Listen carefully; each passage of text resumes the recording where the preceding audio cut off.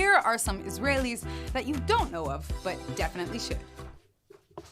Maybe there are more experienced veteran singers out there, but Noa Kirel is a sensation. She's not even 20 yet, but she's one of the most influential cultural figures in Israel. $1 million, $1 million, $1 million. Noa Kirel burst onto the scene at just 14 with catchy pop songs, a distinctive look, and provocative videos that broke the internet.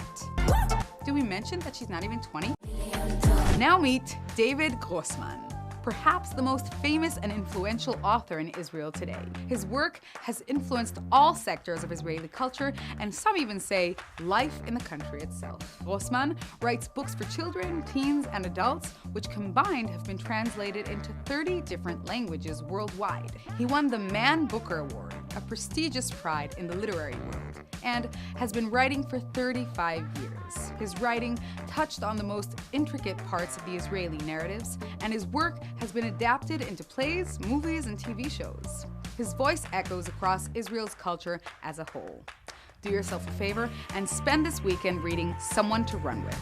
You won't be disappointed.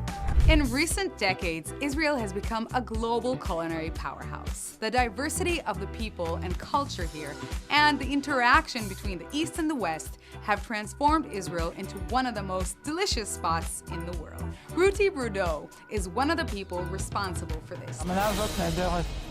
הקציצות דגים נהדרות, המטבוחה יצא פצצה, היא חריפה בדיוק, יש כאן לימוניות מהסומק. כאילו זה ביס נהדר. She opened up some of the leading restaurants in Tel Aviv.